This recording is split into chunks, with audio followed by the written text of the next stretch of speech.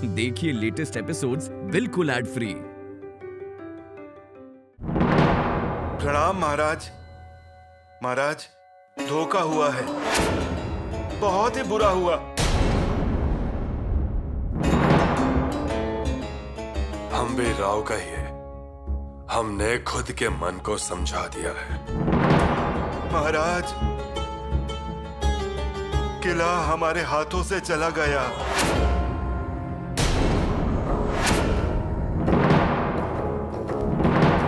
जगदम्ब,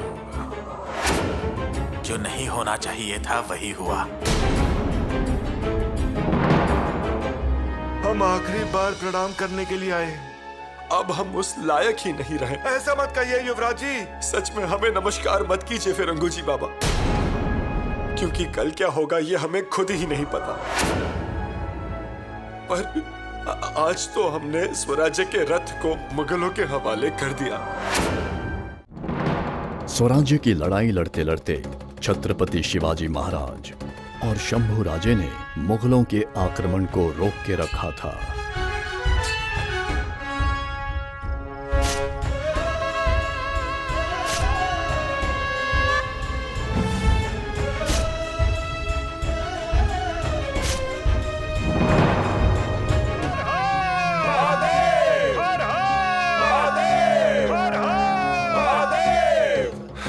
जगदम्ब, लेकिन एक पल ऐसा आया जिसने शंभू राजे के सिर से पिता का साया छीन लिया।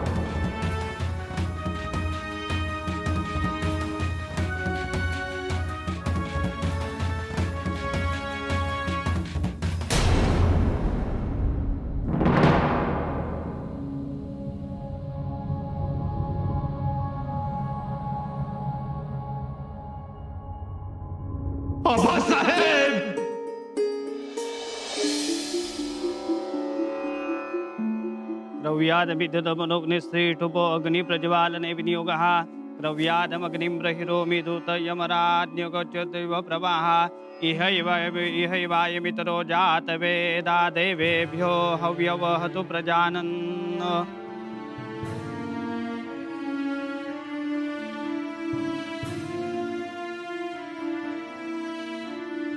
दह्यमान प्रेतानुमन्त्रणे विनियोगः प्रेहि प्रेहि पतिभिः पूर्वेभिर्यत्रान पूर्वे पितर परेयुः उभा राजाना सदयामन्ता यमं पश्यासि वरुणं च देवम्।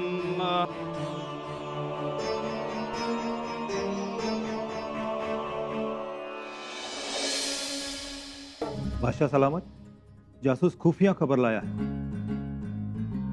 अलमपना, मुगलिया सल्तनत के लिए एक बहुत अच्छी खबर है। मुगलिया सल्तनत के सबसे बड़े दुश्मन शिवाजी, क्या हुआ? शिवाजी का इंतकाल हुआ है अलमपना। क्या कहा? शिवाजी का इंतकाल हो गया? खबर पुख्ता है अलमपना। दक्खन में मातम छाया हुआ है।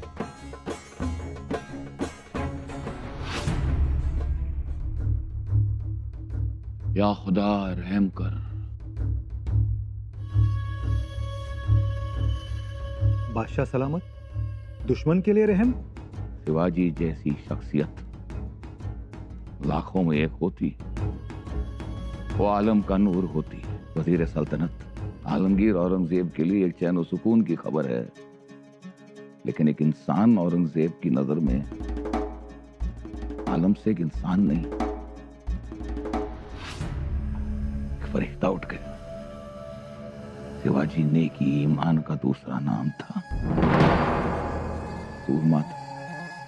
शंभुराजे के सिर से पिता का साया हटने के बाद स्वराज्य का विस्तार करने के लिए शंभुराजे ने अपनी जान तक दांव पर लगा दी।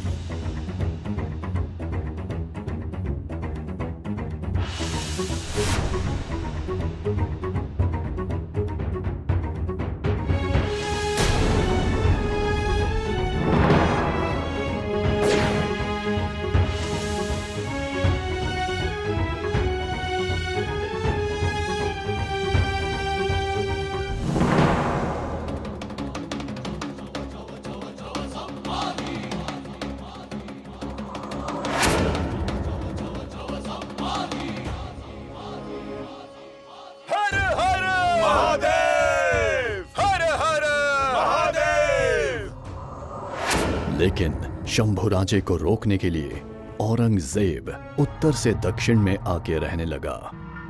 या खुदा, कब खत्म होगी ये जंग?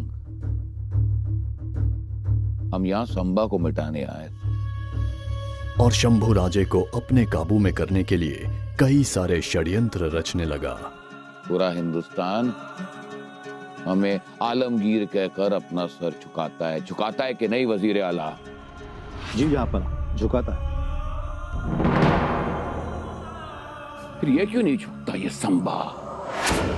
हम इतनी दूर अपना तख्त छोड़कर इन पहाड़ों में काफिरों की जमीन पर डेरा डालकर बैठे हुए हैं, मगर कामयाबी हमारे कदम नहीं चूमती। इतने बुलंद हौसले लेकर आए थे ना हम यहाँ, तापी नदी पार करके काफिरों की जमीन पर जब हमने पहली नमाज अदा की थी और हमने कसम खाई थी, हम दिल्ली छोड़कर इन पहाड़ों में आए हैं।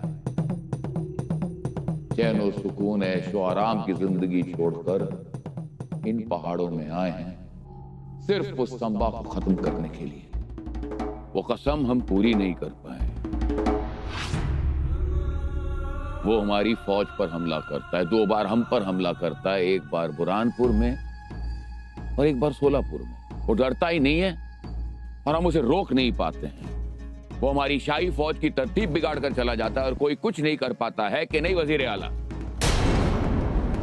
ने क्या कुछ नहीं किया? कितनी तरकीबें अपनाई, उसके रास्ते में कितनी मुश्किलात लाने की कोशिश की, उसके सरदारों को यहां बुलाया, मनसबदार किया, वतन के कागजात बनाए, पर उस काफिर पर कुछ असर ही नहीं। आखिरकार औरंगजेब ने शंभुराजे को अपने गिरफ्त में ले ही लिया। शंभुराजे के साथ साथ उनके साथी कवि कलश को भी औरंगजेब के सैनिकों ने गिरफ्त में ले लिया।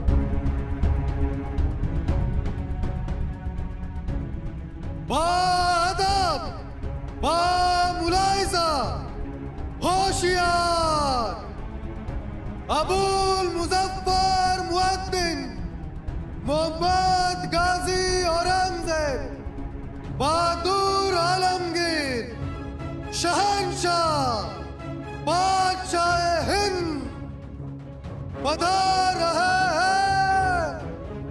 होशियार होशियार होशियार।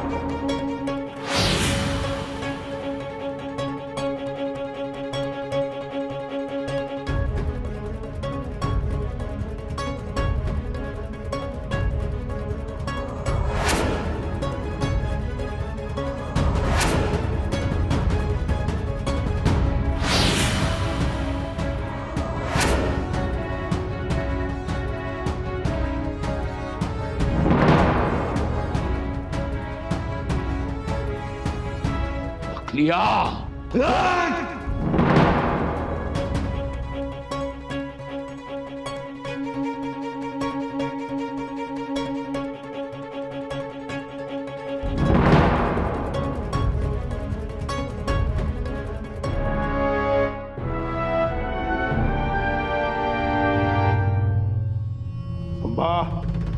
बहुत बुरा किया तूने, बहुत बुरा। लेकिन एक बार माफी मांग लेता तो क्या होता? माफी? हट! सब भूल जाओगे काफर। खामोश मुकर्रम, काफर तो तुम हो, तुम। आज शंभुराजे और कवि कलश की आंखें निकाल दी गईं।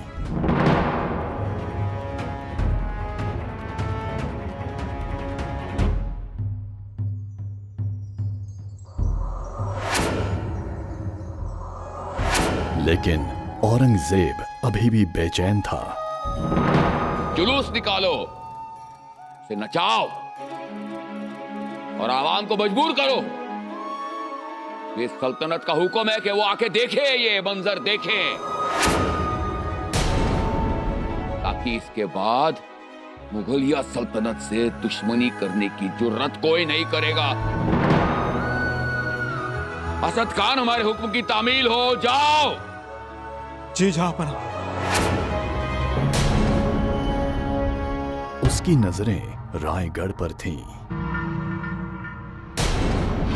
और ये रायगढ़, जैसे हमने संबा को तिल तिल मरने पर मजबूर किया था, वैसे ही हम रायगढ़ को मजबूर करेंगे। जी जहांपना।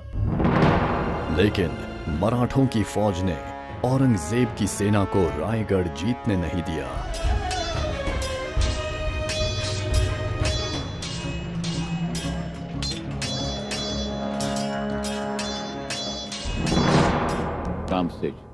एक छोटा सा किला, एक छोटी सी डगर हम जीत नहीं पाए, उस पर कब्जा नहीं कर पाए हम वजीर आला, तो वाकई ऐसा लगता है कि हमने बहुत बड़ी गलती की जो हम यहां आए जंग लड़ने के लिए।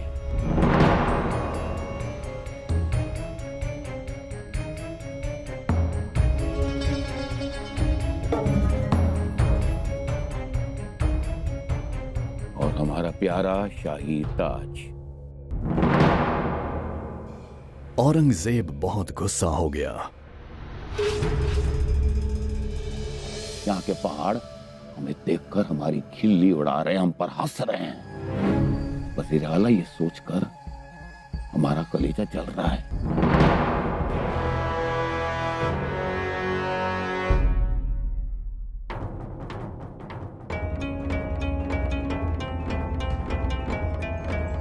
औरंगजेब घबरा गया। उसे अपनी मौत यहीं दिखने लगी।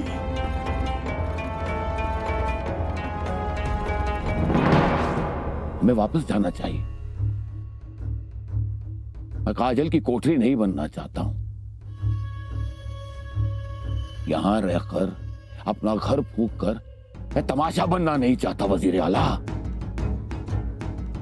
वापस जाएंगे दिल्ली, तैयारी कीजिए।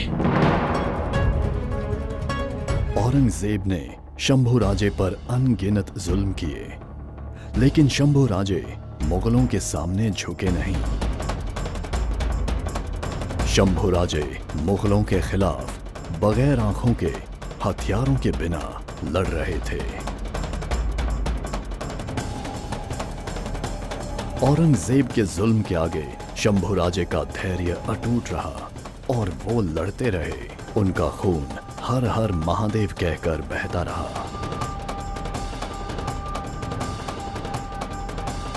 बस, बहुत कर लिया इंतजार, बहुत हो गया सब्र। काफिर संबा को सजाए मौत सुनाई जाए, ऐसी मौत, ऐसी बेदर्दी और बेरहमी वाली मौत जिसे देखकर और जिसके बारे में सुनकर हर एक शख्स की रूह कांप उठे। सबसे पहले उसके बदन के टुकड़े टुकड़े किए जाएं, उसकी बोटी बोटी नोच ली जाए और ये बोटी के टुकड़े चील कौओं के सामने फेंका जाए ताकि वो उसे खा सके। और किसी भी शख्स ने इन बोटियों को हाथ लगाने की कोशिश की, उसका सर कलम किया जाए। छापना? बस इतना ही नहीं, उस सर जो हमारे सामने झुका नहीं, वो मगरूर सर उसे काट कर भाले की नोक पर लगाओ, उसे गली गली कूचे कूचे गांव गांव में फिराओ।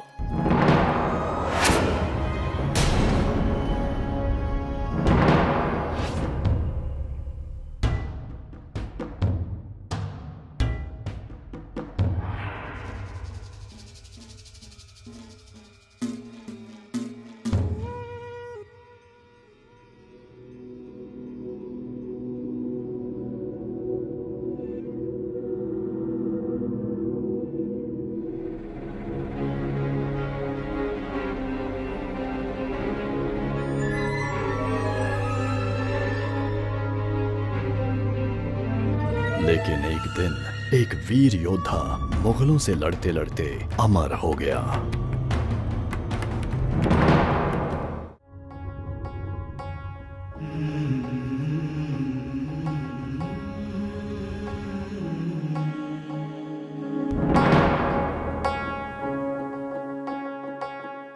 महारानी जी, औरंगजेब ने शंभू राजे को अमर कर दिया। शंभू राजे अमर हो गए।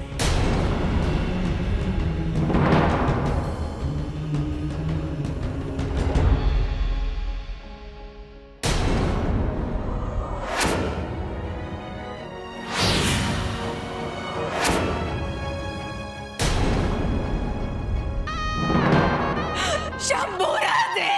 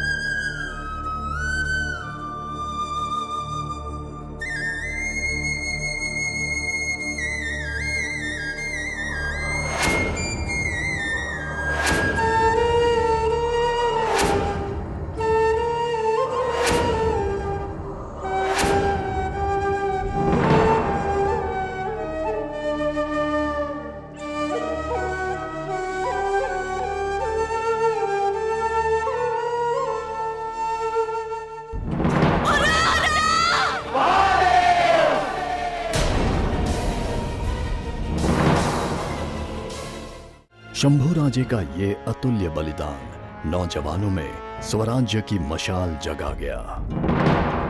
मराठों की तलवारें औरंगजेब को बता रही थीं, औरंगजेब, स्वराज्य को दुख देकर तू यहां से नहीं जा सकता। आखिरकार मराठों के सामने औरंगजेब की एक नहीं चली। शिवा का बच्चा संभा, हमने उसकी आंखें निकाली और अंधे हम हो गए। हमने उसकी जुबान काट डाली मगर हम बेजुबान हो गए। खाल उखाड़ डाली थी हमने संभा की, मगर आज पता चला कि हमारी ही खाल उखाड़ी जा रही है। संभा के टुकड़े टुकड़े करके चील कौवों के आगे बिखेर दिए थे, मगर आज हमारा वजूद ही बिखरा जा रहा है। काश हमारी एक भी औलाद होती उस संभा की तरह, तो डाल देते तख्ते सल्तनत का बोझ उसके कंधों पर। और अहमदनगर के भिंगार गांव में उसे अपनी जान देनी पड़ी। औरंगजेब जब यहाँ आया था तब उसके पास तकरीबन 5 लाख की फौज थी, पर उसके मरने के बाद उसके कब्र के पास 5 लोग भी नहीं थे। ये पराक्रम था शिवाजी महाराज और उनके बेटे शंभू राजे का। ऐसे शूर पिता के शूर बेटे को शत शत नमन।